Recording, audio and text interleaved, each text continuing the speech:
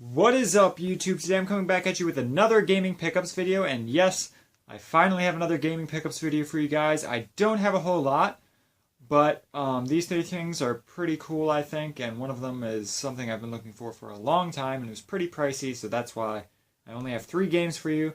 This is going to be a shorter video, but I hope you guys like it. So we'll go oldest games to newest games as per usual, and that starts us off with the PS2, and I have 2 games for PS2 this time. And let's start us with this one. Now, this game I had literally never heard of. Let's scooch over here. I've never heard of this game, and I just looked in the back and looked at the front. I'm like, oh, seems like a pretty interesting game. It looks like an adventure, kind of like platformy style game, or like a adventure puzzle game. So I just thought it looked interesting. It had an anime art style, and it is called Tokobot Plus. So, yeah, I'd never heard of this one, so I just decided to pick it up. It's an interesting game. It's, like I said, it's a puzzle adventure game. It's really cool. It's made by Tecmo, and they make fighting games, I think, too. And it's just a weird game. I'd never heard of it. It was really cheap, and it did come complete with the manual and the disc, and it's got this little tank dude on there. And I'm just super excited to get it. I haven't played a whole lot of it yet, just tested it out to make sure it worked, and it did. And yeah, so really happy to have that in my collection. Always looking for new, interesting games to find on the PS2. Alright, now the next one is the one I'm most excited about. This is a game I have been looking for a very long time, and it completes part of a series that I've been needing to complete for a while now. And it's a great series of games. They all play the same, and it's just the third part of the story. It's an episodic game, so you may know what this is if you've seen my channel before. This is Xenosaga Episode 3, and the subtitle is Also Sprach Zarathustra? Zarathustra. I don't know how to say that name, but it basically says, so says Zarathustra, if my German's correct. So, yeah, it's a pretty cool mecha RPG franchise, and I love mecha, and I love RPGs, so this is a series that I've been really wanting to complete. This is the hardest in the series to find, so I'm really happy to have this one. Surprisingly, my local game store had 2 copies of this, so I got to pick which one was in better condition, so this is only like the 3rd time I've seen this. The other 2 times didn't actually have a cover. These 2 copies at my game store actually had covers, and this one was in nicer shape. So it did come complete with the manual and both discs, which I'm guessing this is just a very long one, because I'm pretty sure, I may be wrong, it's been a while since I opened up parts 1 and 2, but I'm pretty sure those were each 1 disc, so my guess is they were going to do originally 4 episodes, but they cut it down to 3 and put it on 2 discs. So it's a very interesting game. If you like mechs and you like JRPGs, this is definitely one to check out. Very good animation, very good graphics for the PS2, pretty cool story, and definitely worth picking up if you can find it for a decent price. Alright, so the last game I picked up is one that is something I didn't originally plan on picking up, and I made a video a while back saying I didn't like the way that the franchise was going. This is a PS4 game, and I didn't want to pick this game up.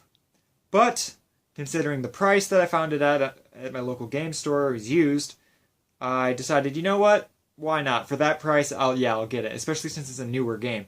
I picked up Guitar Hero Live. Now, this did come with the guitar and the dongle and everything that you need to play this game, and for some of you who've been around my channel for a while, you may know that I really like the Guitar Hero franchise, and I have every single Guitar Hero now, again.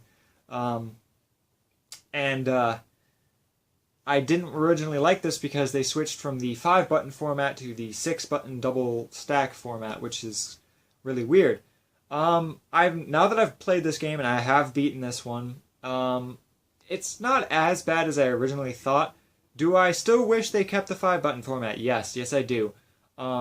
It's much easier to progress through difficulty levels in this than it is in the 5-button format.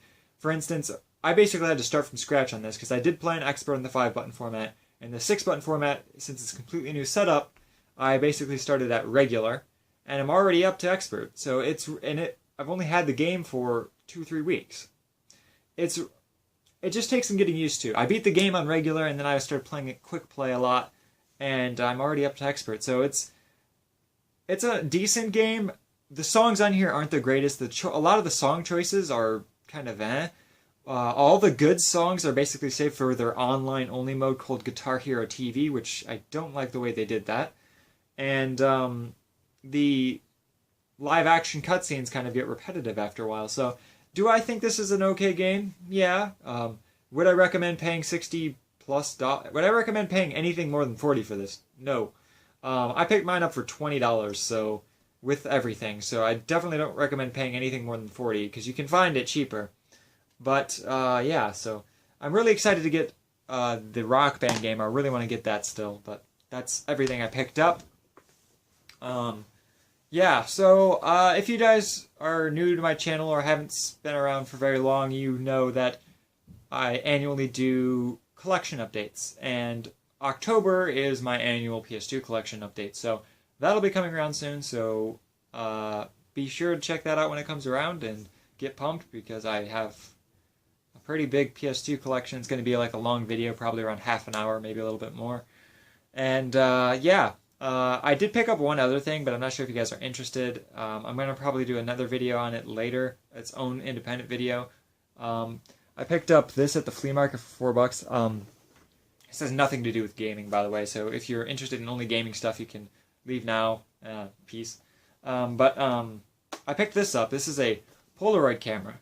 This is a Polaroid 600 one-step camera, and I picked this up for $4. Not sure if it works because, for those of you who don't know how Polaroid works, this is an actual Polaroid camera, not one of those Fujifilm Instax cameras.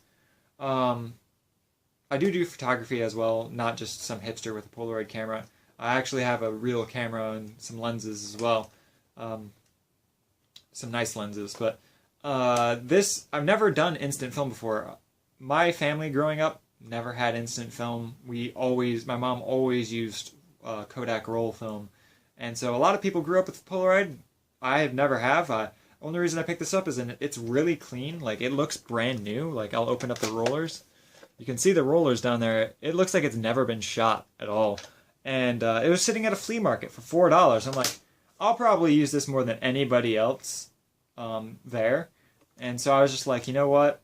I might as well save it while it's in good condition because it'd be a shame for a nice piece of photography equipment to just go to waste.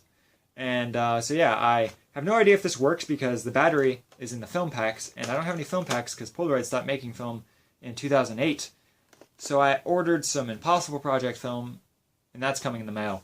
And it was expensive film because film for this is expensive now. It's like $23 per pack of 8 shots.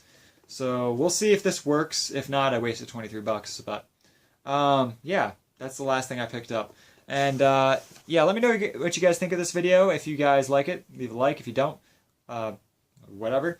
Leave a comment in the box below. I respond to all my comments, and I appreciate you guys' responses. So I'll see you guys next time. Thank you guys for watching. Peace.